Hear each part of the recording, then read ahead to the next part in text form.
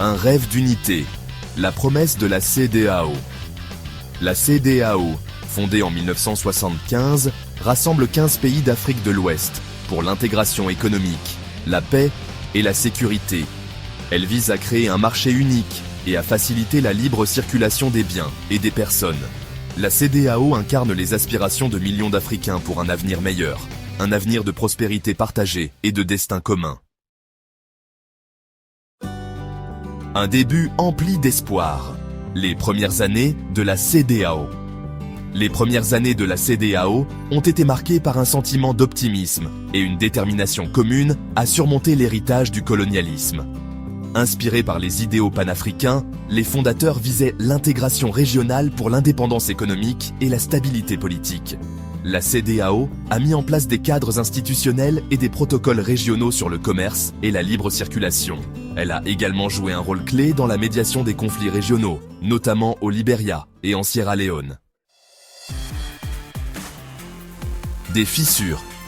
Dans les fondations, mécontentement politique envers la CEDEAO.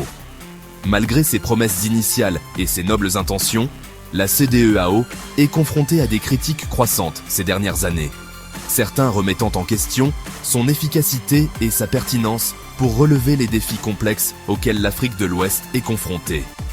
Le mécontentement politique à l'égard de la CEDEAO découle de divers facteurs, notamment des inquiétudes concernant la souveraineté, un manque d'inclusivité dans les processus décisionnels et la perception d'une domination de certains États membres. Certains critiques soutiennent que la CEDEAO est devenue trop bureaucratique et descendante dans son approche, ne consultant pas suffisamment les organisations de la société civile et les mouvements populaires. Ils citent des cas où la CEDEAO a tardé à réagir aux crises, ou a pris des mesures qui semblent privilégier les intérêts de certains États membres au détriment du bien commun de la région. La question de la souveraineté reste sensible pour de nombreux pays d'Afrique de l'Ouest, et certains considèrent les interventions de la CEDEAO dans les affaires intérieures, notamment dans le domaine de la gouvernance et des droits de l'homme, comme une violation de leur souveraineté nationale. Cette tension entre intégration régionale et souveraineté nationale est un exercice d'équilibre délicat, et la CEDEAO a parfois eu du mal à trouver la bonne approche. Section 4. Développement inégal. Griffes économiques au sein de la CEDEAO. Les disparités économiques au sein de la CEDEAO ont également alimenté le ressentiment et le mécontentement parmi les États membres. Alors que certains pays, comme le Nigeria et le Ghana, ont connu une croissance économique significative au cours des dernières décennies, d'autres, en particulier ceux de la région du Sahel, sont à la traîne, aux prises avec la pauvreté, le chômage et le manque d'infrastructures de base.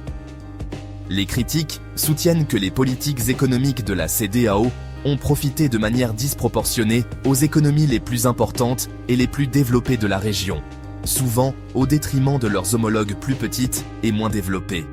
Ils soulignent la concentration des industries et des investissements dans quelques centres urbains, ce qui a exacerbé les inégalités régionales et alimenté l'exode rural vers des villes surpeuplées. La libre circulation des biens et des personnes au sein de la CEDEAO, bien qu'elle vise à promouvoir le commerce et l'intégration, a également été source de conflits.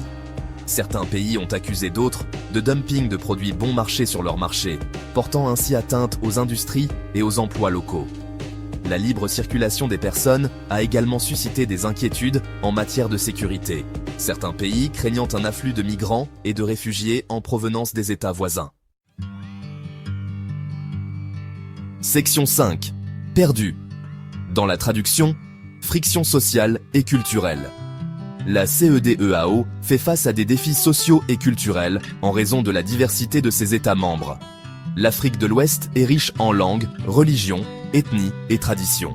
Cette diversité peut aussi créer des tensions exacerbées par des griefs politiques et économiques.